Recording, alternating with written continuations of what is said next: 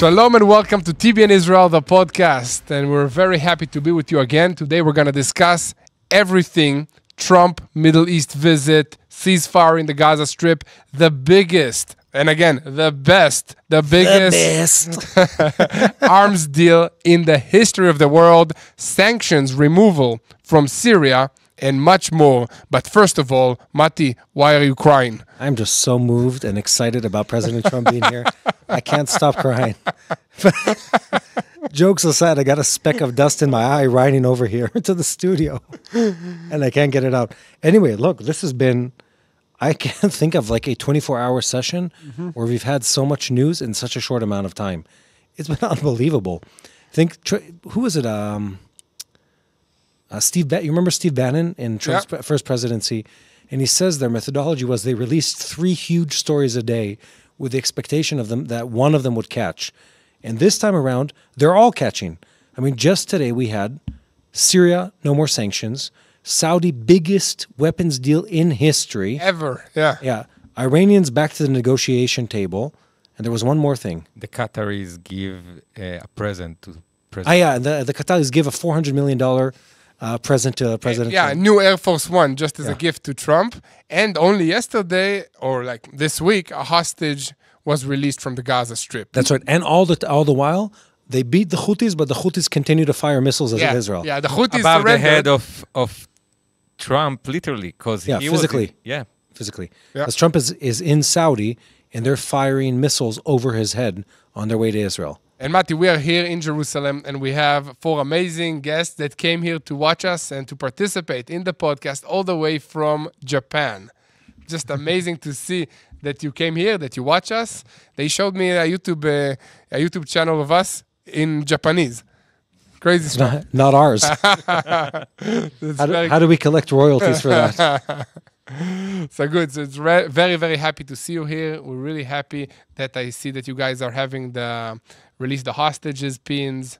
And thank you for coming, for praying, for standing with Israel during this time. We really appreciate it. And guys, if you want to support us, one way that you can do it is by clicking the subscribe button on TBN Israel. Also, this little bell, share, write a comment, tell us what is the biggest news that you think happened in the Middle East in the past week out of all the stuff that I told you. If it's El Julani, if it's Syria being removed from sanctions, if it's the biggest arms deal, if it's a potential ceasefire agreement, if it's the termination of Yair Sinwar 2.0, meaning Muhammad Sinwar. The leader of Hamas was also supposedly eliminated by the IDF in an aerial strike. What was our official response? Most likely. Yes. He's most likely not alive. Yes. After 40 tons of bunker buster bombs that fell on his tunnel. Courtesy of the American government. Thank you, Donald Trump, for supplying us with the new arsenal. Anyway, it's been the same bomb that they use for killing Nasrallah. Bombs. Yeah. Bombs. Plural, 40. Look, it's been the most jam-packed news cycle in a really, really long time. And let's break it down. So this comes, and I think we need the timeline to help people understand. Trump's been in office for several months. And from day one, they start floating this idea of we're reorganizing and reshuffling everything that's happening in the Middle East. And the way we're going about that is we're bringing an agreement. And in that agreement, we're eliminating the bad guys and creating a new good guy team. What does that mean practically? Is they're planning to bring Hamas, Hezbollah, and Iran into an agreement, and the Houthis sort of fold underneath that. And then on the good side, they're planning to do an agreement between Saudi, Qatar, UAE, the Emirates, and Israel by extension of that. And of course, the big benefactor of all of that is the United States of America. Because all these trade deals, all the oil that is traded, all the free commerce. All the weapons. It all goes into the budget line of the U.S. government. And that's something President Trump has been pushing from day one, saying, I will show you how we're going to do business right as a government. And I hate to say this, or I love to say this, I guess, is he's proven that he knows how to do it. He's been able to bring a substantial amount of cash into the American government budget. And now with the Saudis and the Qataris, I think it's just the beginning of what the next stage could look like. And everyone around the world is looking, because this is sort of where, the watershed line for the American government.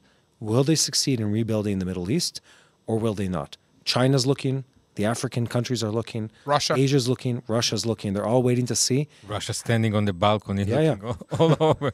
Where is this going to fall? Yeah, and Mati, this is the first Middle East tour of the United States President Donald Trump. And he skipped Israel. What does that mean? It means a lot. First of all, I think it's his first official trip as president. Yeah. And in this trip, he's been talking a lot about what's been happening around the world. He skips Israel. From what we're hearing, and we've been talking about this every day, all day for days now, it's not that Israel is intentionally left out of the room when it comes to the discussions, but he came to sign deals that have to do with the Saudis and with the Iranians. Israel is in the loop. Prime Minister Netanyahu is in the loop too about what's happening. Yeah. And there's another piece in this, which is Syria, which we can get into later, that Israel is deeply involved in the conversation. But there is a part to it where Israel really isn't part of the bigger agreement here. We're going to benefit from it, but it's not with Israel specifically and not per se. Yes. And first and foremost, I think President Trump wants to show that he has the ability to bring in trade deals that mean money for the American people. He brought Elon Musk. Yeah, and that's what he's focusing on. If you've seen the images, there was a big conference that took place in the beginning of this, like the kickoff event, and they had 200 and something American businessmen. I think it's called a U.S.-Saudi Investment Forum of 2025. So before they arrive, Trump's son-in-law, Jared Kushner, and several others, they've been running the routes throughout the Middle East for months now, signing deals in the billions of dollars. But then they bring in the Elon Musks of the world, high-level business people that come with the Trump delegation. They land in Saudi. They're sitting with their Saudi counterparts, and they're talking about how they can make more money. And you could look at this and say, oh, this is not a good thing. You could also look at it and say, this is how someone jumpstarts an economy. Yeah, definitely. And if they join the Abraham Accords, which is also on the table here, because Trump gave them an offer saying that if you drop the condition of building a nuclear reactor to Saudi Arabia, then you can join the Abraham Accords deal as long as it includes Israel in it. Yeah, so that can be very, very interesting for us. That's his deal for everybody. Yeah. So this weekend is supposed to be round 4 of the U.S., Qatar, Iran negotiations. And we're week 4 of the technical conversation. The big hinge point in this whole conversation is centrifuges, yes or no. And the U.S. has said very, very, very clearly, abundantly clearly. Also yesterday. Yeah. Like also every day, basically. Every day, yeah. No nuclear weapons to Iran. No enrichment. Yeah. And what that means is they want to shut down all the centrifuges and facilities within Iran. They're not saying that you can't have any enriched uranium. They're saying you will be allowed to import enriched uranium to a degree that's only sufficient for civilian electricity production. You'll be able to import it likely from, drumroll, Saudi. Yeah. Because the Saudis want to have some kind of threshold ability too, and understandably. And the Iranians are saying, again and again and again, through their foreign minister, Arakchi, saying, absolutely no way. Yes. We're coming and we're keeping our centrifuges. So I think this is the next 48 hours, I guess, something like that, give or take, that are going to determine whether or not this continues, because they're clear. We're not going forward without having the centrifuges, and the U.S. has been clear, saying we're not moving forward unless you give up the centrifuges. And definitely. And in Iran, something very interesting has been happening for weeks now. We see every day new explosions, new fires taking place in huge factories that are somehow related to the Islamic Revolutionary Guards. So there are a few options. Facilities. Boxing facilities, many weird stuff. Weird stuff, yes. But it creates very serious damage to the economy. And this can be either arson, or it can be, level up of manufacturing of weapons. And because of, the extreme pressure to develop more weapons, there are more incidents and explosions. Or it can be arson, because the Islamic Republic of Iran, the regime, has many enemies inside Iran and also outside. Okay, so all of this is happening at the same time while Trump is conducting negotiations with the Iranians for a nuclear deal that will end their weapons, development programs. So I don't know what's going to happen, but it's very, very interesting. I think we can say we're definitely never going to know completely what happened, but we can only guess, because there's a common denominator to every one of these targets that was hit. Some way or another, it's related to drone manufacturing or missile manufacturing or some kind of weaponry storage or fuel that fuels missiles. So it's manufacturing or assembling parts that go into some kind of weapon system for the IRGC in most cases. I believe there was also in one of the targets that was hit in or exploded also in Yemen was a motorcycle garage or something, some weird like... and it was used to assemble drones. Something like that, Motorcycle assembly facility that was used to assemble drones. But I saw the picture of it and it looked like... I mean, like a motorcycle shop in a third world country. Yeah, that's what it is. And they're like, this is tied to the IRGC and manufacturing drones or assembling drones. Yeah, so and Mati, more than that, 1 second, Tomer, Iran has a nuclear reactor of electricity. They have that already. That's what the United States is saying. You already have a nuclear reactor that is providing electricity. Why do you want another one that will also require enriched uranium that can also be used for nuclear bombs? Do you have a guess, Yair? To use it for nuclear bombs. Yeah. Yeah, they're sneaky. They're sneaky and they're also open about it at the same time. They've time and time again gone down the same route. And the route is we're trying to enrich uranium behind your back. We're saying we're doing it to X level, and then we do it to X plus 20%. And then when we're caught, we're like, oh, so sorry. Maybe we can look. Peaceful purposes. Yeah, let's not be fools here. Iran is doing this because having nuclear capability or being a nuclear threshold country, as in being months away of a bomb, gives them a deterrence power that is a force multiplier in this region. Yeah. And they want that because that levels them up financially and militarily to the Saudis and to other countries in this region. The Saudis just signed the biggest arm deal that ever made. And they're going to be so powerful with what they bought that we even need to think about it. Yeah, let's talk about the Saudis. Let's break it down. What happened there? But first, let's remind people, it's been multiple years where the Saudis have been sitting on the fence when it comes to are they going to engage actively in, I don't want to call it peace accords, but let's call it trade accords with the U.S., Israel, and other countries in this region, and sort of form an alliance that is pro-U.S., and by definition, because of that, exclusive of the Iranians, the Chinese, the Russians. So there's an alliance that's trying to be formed. The big hinge point for them always was and still is the Palestinian issue and Israel-Palestine specifically. But there's one more big thing. They want a mutual pact with the U.S., where the U.S. says to them, if you are attacked, we will attack on your behalf. And what that says to them, if Iran becomes a threshold nuclear country, the Saudis don't have to hold nuclear weapons because the Americans commit to fighting on their behalf. The U.S. has refused to do this so far. I know it's been discussed in official ways. It's never been politically or officially approved, ratified, etc. And it's important to share with everybody that Saudi Arabia does not have a big army. They hire, you told me this a few days ago, that they hire Air Force pilots from different countries to fly in their Air Force because they do not grow them within the country. Yes. Correct, Mati? It's Is it proven or? No. I watched the whole documentary on this, so it must be true. But yeah, they do. But that's not exclusive of the Saudis. Many of the oil-rich countries in this region, they import a lot of manpower to do many different things, including from other Arab countries to be part of their defense mechanism. Yeah. Those people are never number one, but they do make a substantial part of their forces. And look, and you need to look at this also from a different perspective. The Saudis are not, in the way people imagine them, it's not like one homogenous country that has one clear agenda. You go back 20 years, they have internal pressures. They have a very, very rich governing family that is not necessarily living a religious Muslim lifestyle. Yeah. And I say that lightly.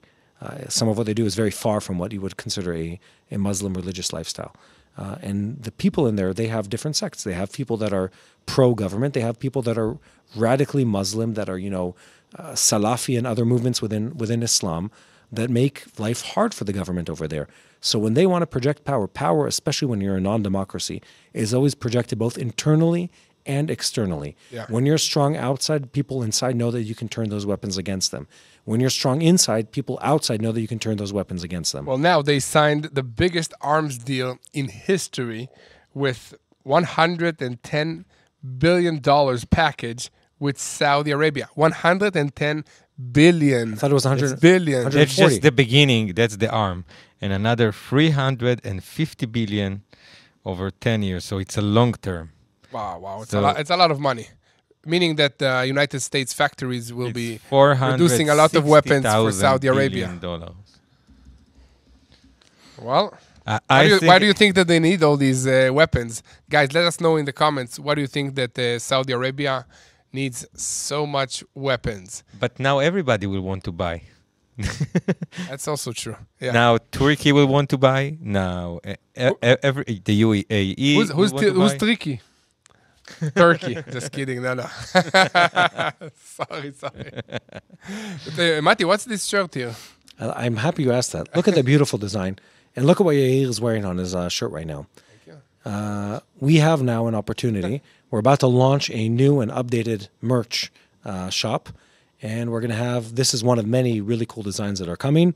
Higher quality fabrics, higher quality designs, better delivery times, more of all the good things that you want in a merch shop. That's coming very, very soon, but we wanted people to get a sneak peek at what's happening.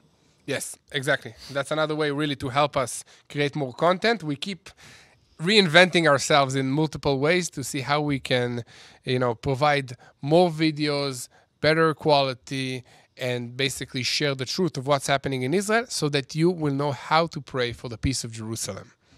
Okay? So one way that you can help us is by subscribing. I asked already once, but this is the second time. Before we will go to El Julani, yes. Yesterday we went up to the north, exactly to the border with Syria, to make an episode about the trees. About the trees and about the Druze and about the north, now when Hezbollah is disappeared. Yeah, so basically, Mati, when this war started, rockets were flying towards Israel and they burnt large areas of forest land in the north, in the south of the country. Basically, 57,000 acres of forest were destroyed. Okay? And we believe in the future. I want my kids to have forests to go to do picnics, to have a good time, to see green in the eyes. So we launched this campaign on TBN called Rebuild Israel. And as the war is still going on, people were supporting our work, and we already donated and planted a huge forest in the northern part of Israel, and we went to visit it, and soon we're going to show you the video. I was so encouraged being up there yesterday. I didn't expect to be so moved by it, because at the same time we were driving by the site of the recent forest fires, and the devastation is horrendous. I mean, it's just charred earth everywhere you look for. And it's amazing. It's outside of our houses. Yeah, I mean, it's just a few minutes away from my house, your house too. Just drive down the highway, and it's multiple minutes of driving of scorched earth completely. And then we go up north. It rained. The sky opened up. Everything the weather was nice. Perfect. The trees were growing. And you have these young, beautiful trees growing in the middle of the field. You had the sign thanking the viewers of this channel. It was so moving to see that. It made me happy. And especially the part of the fact that trees they're there to stay. And even in 20 years and 30 years, we'll come back. There'll be a forest that was planted this year by people that watched the show. Yeah. What an incredible thing. And more importantly, we're not done with the campaign. We've opened it up for one last month. Mm-hmm. Right? Up until the end of May, the campaign will keep going. And if you want to be part in rebuilding Israel, please go to www.tbn.org/rebuildisrael and help us plant a tree and also share the truth of what's happening in Israel. Okay? Now let's go and talk about what's happening in Syria, Mati. Okay. Okay? So we were just with the Druze up north. It was nice. Not far from there. On the Syrian border. Yeah. And Syria has been in a bit of a pickle. Syria has been in a civil war since 2011, Mati. Yeah. And then so we had the Assad regime.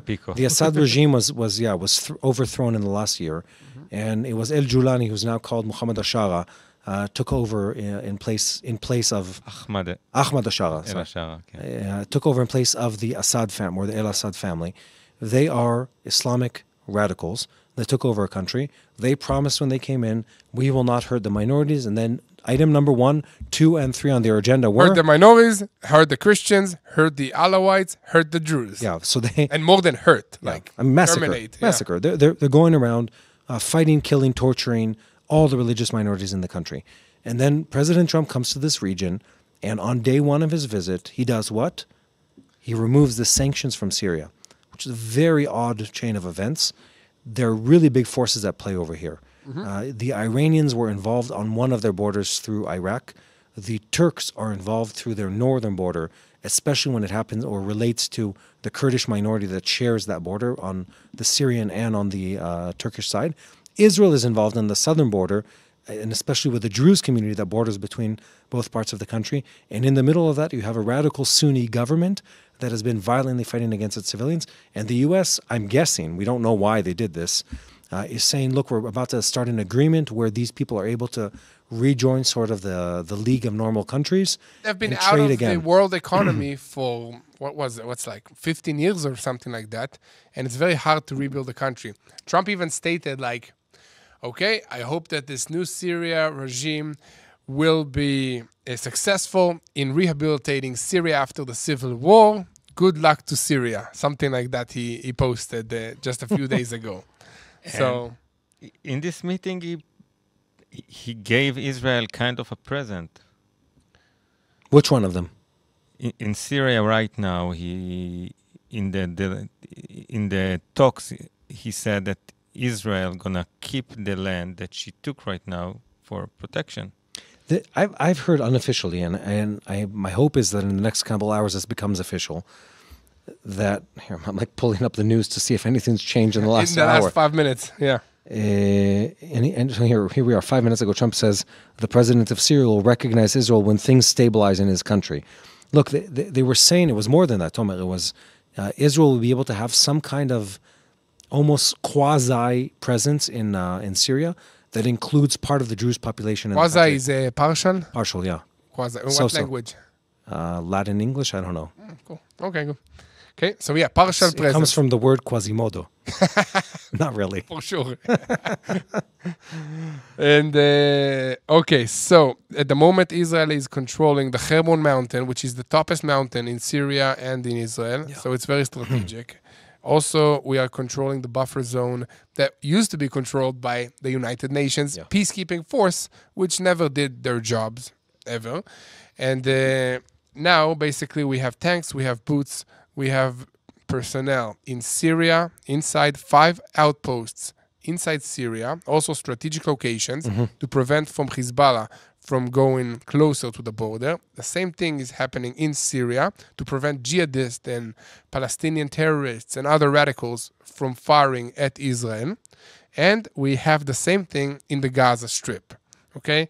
Now, fast forward to Gaza. Also, Trump said that there's going to be a ceasefire in the Gaza Strip, and that's this plus the Iran nuclear deal are the 2 main reasons for him being in this region. And maybe tomorrow in Istanbul, he's going to meet Zelensky and Putin. Well, too many topics to talk about today, Tomer. I think it's fascinating. He's not, when he's sleeping. I heard actually he does naps, by the way. He takes naps. He did one in the press conference the other day with the MBS. Anyway, the U.S. administration is moving at blitz speed. Really, really impressive to see how fast they're moving. My hope is, and I think I speak on behalf of many people in Israel, is that there is some kind of agreement that takes place with Hamas. The reason is today, yesterday, and the day before, every day in Israel there are demonstrations of people calling for the release of the hostages. Yeah. And the reason for that is because all the families of the hostages, I think there are, 58 left now? 58, yes. 58 after, 58, yeah. Exactly. 58 left, maybe 20-something of them alive. The window of opportunity to getting them back keeps closing. And as long as we prolong this agreement with Hamas, it makes a slimmer chance of them returning. For us, for the families, and for the war not dragging out indefinitely, the right thing to do is reach an agreement. It's never going to be perfect, but we still need an agreement. And let's be honest here, Israel's attempts to get an agreement with Hamas that reaches anything more than like a handful of hostages have failed for multiple months. They've failed with Witkoff and without Witkoff. They failed with the Egyptians and without the Egyptians. It doesn't make a difference. They've repeatedly failed. So if it takes the U.S. president being in the region and calling everyone into the principal's office, scolding them and saying, make up and go back to the yard to play, then so be it. That's the thing to be done. Or maybe now that Muhammad Sinwar is terminated, hopefully, there can be an agreement, because he was very, very stubborn against releasing the hostages and against reaching any kind of agreement with Israel. Yeah. Even more stubborn than his brother, that's according to the reports, and he is the one controlling the decisions from within the Gaza Strip. But Hamas leadership outside of Gaza might be willing to be more flexible to reach a ceasefire agreement in order to preserve their lives. I think if you have everyone in the Middle East moving quickly towards a new agreement that has a huge upside financially for everyone who's involved in it, you'd have to be a fool if you're a leader of any entity, including Hamas in Gaza, not to try to get on top of that or, sort of on back of that, join that agreement. You'd be a fool, because once that happens, who knows when the next window of opportunity is going to be. And I think if you look at the Egyptian perspective, wanting to have stability to get travel through the Suez Canal again, they're in. If you look at the Houthis in Yemen, they need to project a win. You look at the Saudis, same. Emiratis, same. Qataris, same. You go down the list, every country that's involved, it's not that just a factor of fear. It's if you look at what their interest is in the short and long, let's call it medium term, 30 days to 12 months. Yeah. They want to be in agreement where they're part of whatever trade deal is happening, whatever new force that's forming in the region. And definitely if there's an agreement that reshapes, let's call it a peacekeeping or supervision role in the Gaza Strip, they want to be part of that because of the prestige, because of the relationship to the U.S. government. Yeah. So almost from every angle that you look at this, it incentivizes everyone to at least at face value enter into an agreement. And I'd say even for the Iranians, now would be a good time to try to sign a deal, because now they know what they're able to get. And in 6 months, the U.S. administration might turn their attention elsewhere, and it'll be very hard for them to get a deal. The sanctions in 4 months, I think, in October, the sanctions kick back into effect. There's a snapback mechanism where they automatically kick back. They're back to being financially crippled. They're back to trading, through third parties. Everyone has an incentive to move forward, and that's where we're left today, with exactly that push on everyone in the region. But at the same time, Prime Minister Netanyahu stated that in the next couple of days, basically after Trump concludes his visit to the Middle East, Israel will take control of Gaza and will never leave it, will remain in control of Gaza forever. This is a quote from Prime Minister Netanyahu. You think that will happen, or that's like a talk to enforce Hamas and pressure them to do some kind of an arrangement? Let me politely say that sometimes politicians say things that they don't actually do in the end. Sometimes only. Sometimes. Only sometimes. No, I'm being polite. I think it's interesting because Trump and Bibi tried to made a new Middle East together that take stuff from India into Europe, from Saudi to through land, right, to Israel and then to Europe. And now, when they're going to move that from Syria, they're going to send it immediately to Turkey and jump over Israel in the sending shipments into... I know what you're talking about, the land bridge. Yeah. So they're going to change the land. It's right now, I think this is the two ways that Trump have to choose if he's going with a port from Israel or he's giving power to Erdogan. It's interesting. I think if you basket in or bunch in the interest of everyone who's in this region, from Turkey in the north all the way, let's call it, to Saudis and Iran, then the American approach of finance first and war second makes more sense than the agenda of the Israeli government. Not to the Israeli government, of course, but to everyone else who's involved in that. Look, let's be honest here. Our government has been calling on the Americans to go to war for months. And that's all we're saying. There is no upside that is, and when we do, there'll be a financial gain for the American people. And again, think about it from the American president perspective. He has to face multiple countries, not just one country. Yeah. And our country is saying, we want nothing but bombing missions deep inside Iran. And we want it now. And we keep chanting the same thing. And he looks and he says, look, the American people and the American government, they're not ready for another war. Let's be honest here. But they're not ready also for an Iran with nuclear bombs. But there's a lot of gray area in the middle. Or a few weeks. Yeah. No, but I'd say differently. Look, for Israel, it's a very black and white equation. Yeah, it's either attack or die. Yeah, it's or lose all nuclear capabilities or you have nuclear capabilities. Exactly. For Israel, it's a very black and white situation. For them, for the other countries, there's a lot of gray area. They can have some nuclear, enrichment of uranium if also Saudi has, an agreement of mutual assurance with the U.S. Mm-hmm. And there's many things in the gray area that can happen that make life easier for them. And I think that's where it's hard for us Israelis to come to terms with what's happening. But from the U.S. agenda, Trump is on a victory lap where he wants to come back to the U.S. and say, look, guys, I solved all these problems. Houthis, no longer a problem. Iran, no longer a problem. Saudi, I brought all the money. I have Hamas, a new plane. No problem. Hamas is gone. He wants headlines. He doesn't want complicated stories. Yeah. And that's where we are. Well, that's why he stated that the Houthis surrendered, which is not true, basically. Well, they surrendered to the U.S., and they agreed to that because it's not agreeing to anything. Yeah. I think they did it because of his trip to there.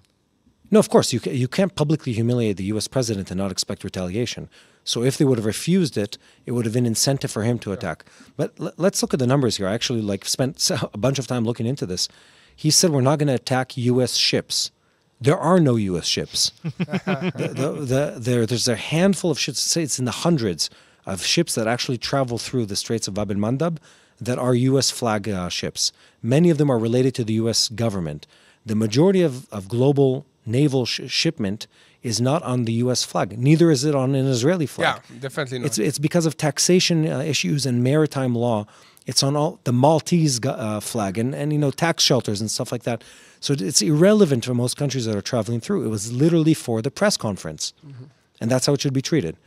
Let's take 2 minutes and just talk about where this leaves Israel, and then maybe we take some questions from our guests. Okay. So I think that this leaves Israel at a very uncertain situation. I think that, first of all, Israel should act in its own interests in the Gaza Strip, in Syria, in Lebanon, in terms of security for our people. And then, on the backlines, I really hope that Prime Minister Netanyahu and Donald Trump had coordinated something together in regards to all of this that will include Abraham Accords 2.0 that will provide Israel with some financial cooperation with the Saudis and with this region. Yes, I do too. And I hope that we have something conclusive. And that's the really key thing here, because, it's all in the details, all of it. Yeah. What level of uranium, not just is there uranium. What level of military commitment, not just if there is any military commitment. What level the Saudis are committed to this process. It's all in the small details. And Israel has real concern, and the concern is valid. Yes. We need to be vigilant. We need to be careful. We need to make sure that our enemies don't get empowered from this, from this visit, and also tread lightly and make sure that we don't upset a very delicate relationship with our main partner and supporter, the U.S. government. Exactly. Yeah. Yeah. So we have a couple minutes. We have time for a question from our guests from Japan. Would you like to come up, guys? You can come here. Come here between us. Okay. It's good to have you here. 来てくれてありがとうございます。Thank you. 私たちは今回イスラエルを励ますためにやってきました。So we came here to encourage Israel. Thank you. Oh, thank you so much. それで最初におめでとうと言いたいのです。2日前にアレクサンダーさんが解放されたので、私たちも自分のことのように喜んでいます。So we rejoice over the release of the Alexander, the hostage released. Yes. それでいくつか質問があるんですけれども、 We have several questions. 10月7日の時に、We apologize. We have time for one in the podcast. One question. One question. Yeah. そう一つの質問だけこのポッドキャストでは。OK。じゃあ10月7日の時にテロが起こった時にどこで何をして、そしてそれをした時にどう行動しましたか？ Can you speak to the microphone? So Okay. Oh yeah. So when the October 7th happened, when were you? Where were you, and what did you do? Okay, so I can remember it like it was yesterday. On October 7th, I was in my house. It was a Saturday. It was the Jewish high holiday of Simchat Torah. Yeah. Okay, I was just waking up. My kids were downstairs, and I was with my wife. And we started hearing rockets and interceptions. And then we opened the news, and we received phone calls. What's happening? And we realized that terrorists have infiltrated Israel, and something felt off. It's not the normal barrage of rockets that we got used to from Gaza. That's where I was on October 7th. And then very quickly, I got a text from Mati saying, guys, somebody else was called to reserve duty in the IDF. Yeah. And then a few hours later, I got called also to the IDF. And the morning after, I was already in my car driving to my unit in the north of the country on the border between Israel and Lebanon. 10月7日の前と後ではイスラエルは何が一番変わったと思いますか? So, what changed the most? What kind of things that changed the most Israel before and after October 7th? I think that before this war, we thought that we were invincible. There was this feeling that the IDF is strong and it can protect us everywhere, and that we had the technology that is protecting us and we didn't need the boots on the ground. And all of that changed on October 7th. We realized that without having actual presence on our borders, and more than that, on the side of our enemies, then we are not protected. And what changed the most on a positive note is that before October 7, we were divided as a country. We felt like, we were basically fighting each other. And that made us very weak in our eyes of the enemies and also internally. And on October 7th, we realized that we don't have the luxury of fighting amongst each other, because we need to unite and we need to go and defend our country and actually fight to survive in this country. And that's what happened.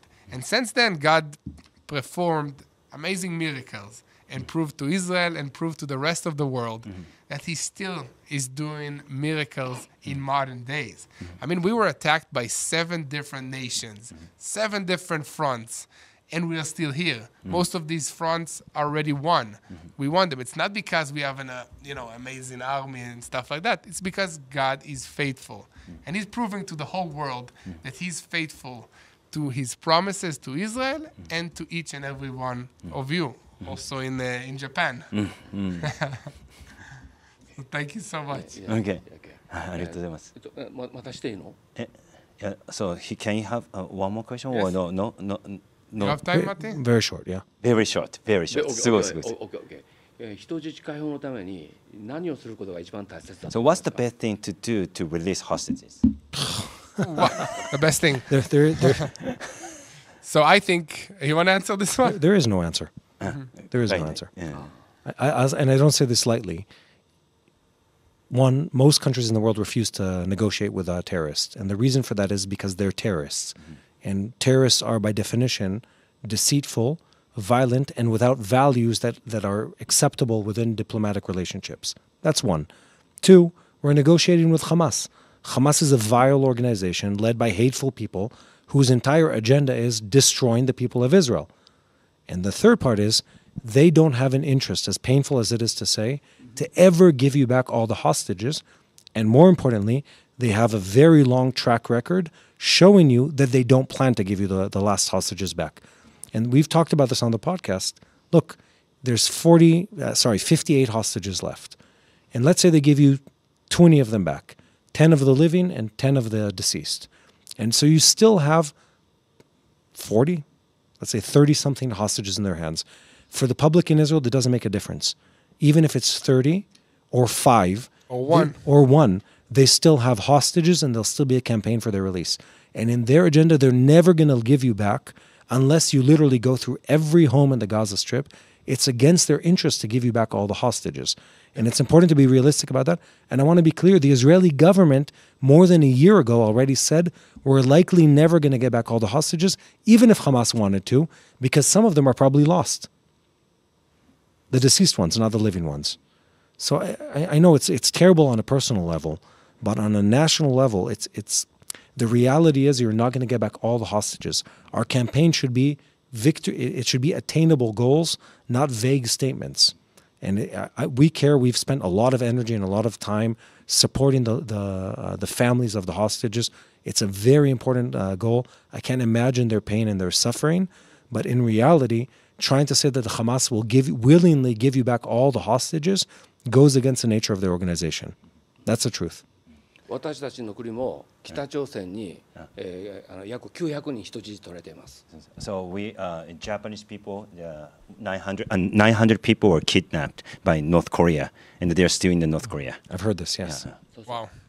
政府は17人と言ってますけれども、おそらく Government says that the 17 people, but estimated 900. ですから皆さんの答えをとっても聞きたいと思っていました。 So I want to know that what's the best solution, but yeah, what you're saying is true. The best solution is always strategic and not tactical. It's not to try to bring back the hostages, it's to remove Kim Jong-un from the leadership of North Korea. Yeah, we need to remove Hamas from leadership in the Gaza Strip, and in the same time, try to get back as many hostages as possible alive. We are doing everything that is possible. We're negotiating. We are also doing military operations to get them, and hopefully we'll get some of them on negotiations. Hopefully we'll get some of them in a military operation, which we did already in the past in this campaign. And, the best thing we can do is really pray. Pray that God will help us and get the hostages back alive. Absolutely. I think that's the best thing that we can do. Thank you so much for coming. Thank you so much. Thank you very much.